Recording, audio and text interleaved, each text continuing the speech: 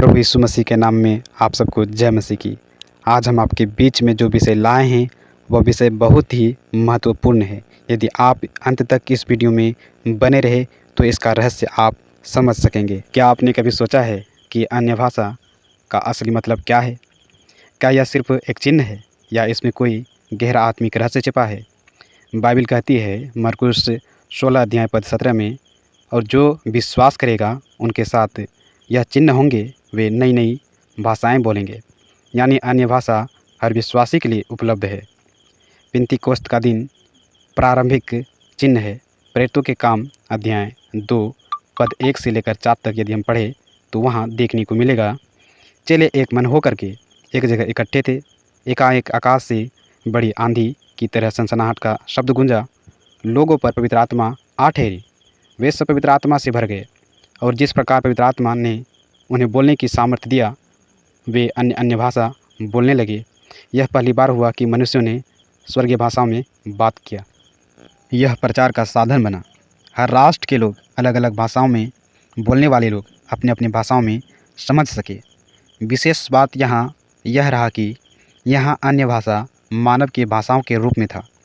अन्य भाषा के प्रकार, पहला है मानव भाषाएं। परमेश्वर प्रचार के लिए इस वरदान का उपयोग करता है। कई गवाहियाँ हैं कि लोग अनजान भाषाओं में बात कर रहे थे, प्रचार कर रहे थे, लेकिन लोगों ने उस बात का मतलब अपनी भाषाओं में समझ सका। दूसरा है आत्मिक प्रार्थना की भाषा। पहला कुरिन्थियों अध्याय 14 पद 2 और 14 को यदि हम पढ़े तो उसमें लिखा है, यदि हम देखते हैं कि जब हम आत्मा में बोलते हैं तो हम मनुष्य से नहीं बल्कि परमेश्वर से बातें करते हैं। यह गुप्त भाषा है। शैतान और मन भी इसे नहीं समझ सकता। इसका रहस्य यह है कि यह हमारे आत्मिक जीवन को मजबूत बनाती है। तीसरा है भविष्यवाणी की भाषा। पहला कुरिन्थियों अध्याय 14 पद 5 और 27 को यदि हम देखें तो लिखा है, कभी कभी अन्य भाषा का संदेश कलीसिया की उन्नति के लिए होता है। इसके लिए व्याख्या का वरदान होना बहुत ही जरूरी है। यह सबको उन्नति और सामूहिक आशीष देने के लिए होता है।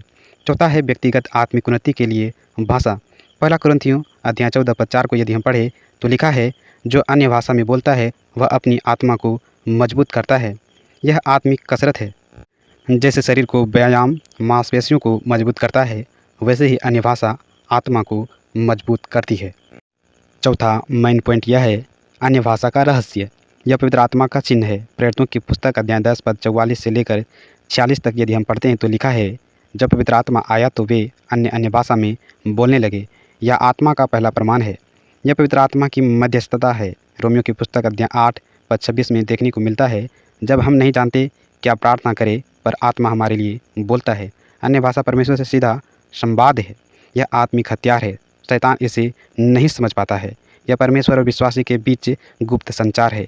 यह आत्मा को आग लगाता है। यह आत्मा में जोश और आत्मिक गर्माहट बनाए रखता है। इससे आत्मा ठंडी या गुनगुनी नहीं होती। यह आत्मिक दरवाजे खोल देता है। अन्य भाषा में प्रार्थना करने से आत्मिक वरदानों का द्वार खुल जाता है। भविष्यवाणी, दर्शन और प्रकटियाँ मिलने लगती है। व्यवहारिक गवाही और उदाहरण।